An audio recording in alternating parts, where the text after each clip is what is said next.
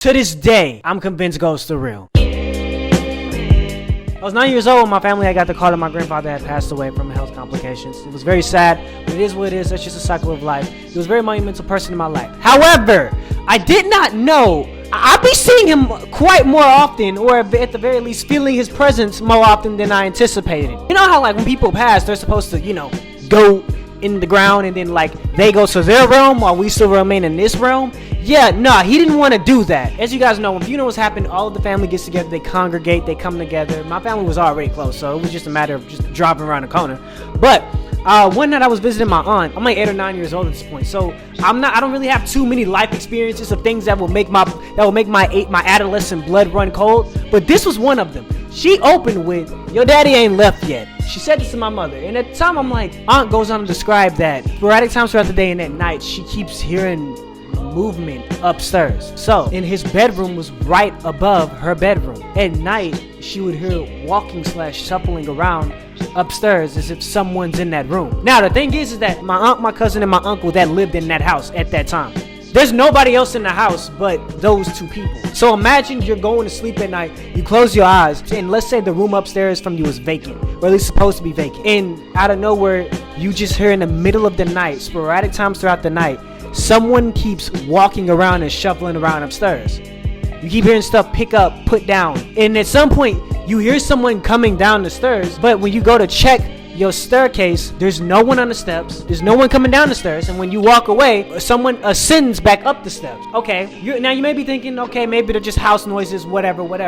But then she says this next part that just kind of, and I'm still, as I'm retelling this story, I'm getting goosebumps, and I live alone. Why do I choose to do these things at 1 o'clock in the morning? She goes on to say, well, that's not all. We keep smelling smoke, and not just smoke as in like oven smoke or burnt something, no, as cigarette smoke. My grandfather was one of 2 people in my entire family that smoked cigarettes. We can only attribute cigarette smell to one man, and it's him. So where is the smoke coming from? It got to a point that it was scaring my uncle so bad, he literally just camped out in the garage. I keep looking behind me because I keep thinking somebody behind me. To which Uncle Paddock, you see this?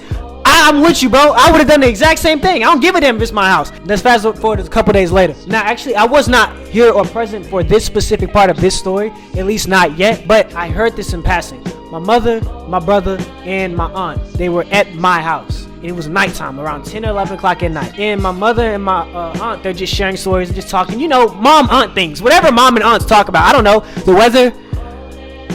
I don't know. Anyway, my little brother is 5 years old at the time. My brother proceeds to interject and say something while he's at the dining room table. He says, and I quote, let me get comfortable. Papa gonna wake up soon. Now, let me just set the context to this. My little brother is 5 years old. I don't know if you ever tried to explain the concept of death or being deceased to a 5-year-old, but it's not fun. I don't think anybody in my family wants to do it, so nobody necessarily told him that he had passed. But more importantly, we never told him he passed. How do you know this? My mother and my aunt are looking at each other like, what? They want him to repeat it. What are you talking about? How do you know this? Just, what do you mean he's gonna wake up? Papa's gonna wake up soon. It's almost like, why are you looking at me like I'm the weird one? Papa gonna wake up soon. He took a nap. He's gonna wake up soon. People do that. Why are you looking at me like I'm the weird one? So now it's proceeding on, and she has to go back to her house. My mother is walking my aunt to the door to leave. My little brother's bedroom is right next to the front door. So and there's windows that can see outside.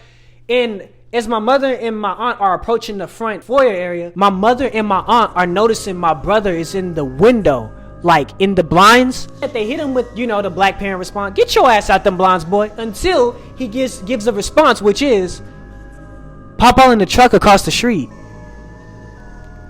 Pardon? Ça encore? Say that again for me one more time. Papa in the truck across the street. Look. Who? I don't see anyone. Papa in the truck across the street. Look.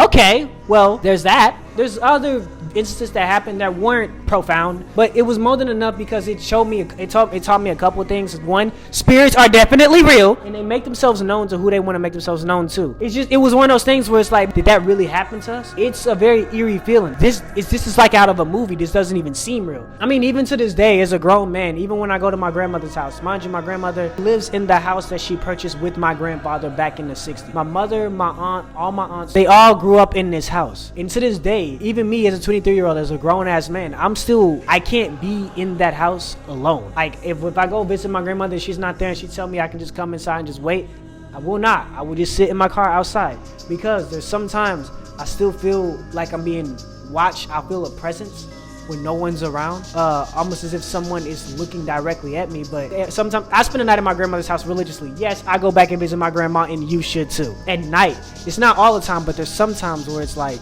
I'll have to close the door of the room that I'm in because I can't have a door open out into the darkness when I'm feeling what I'm feeling, as if someone's watching over me, and not in the fun, majestic, like, you know, God-loving way, as in the like, this is eerie, what the hell am I feeling type of way. But yeah, that's pretty much all of that. I'll say all I have to say. And as I'm telling this story, I'm still getting goosebumps, which, by the way, to my grandfather, if you're watching this, but in any way, look, I know I mentioned everybody else got a visit except for me. I don't need a visit. I'm good. Stay in your realm. I'll stay in mine. I miss you. I'll see you when I get over there. But for right now, I'm good. Let's just remain where we're supposed to be, okay? Gotcha. Got it.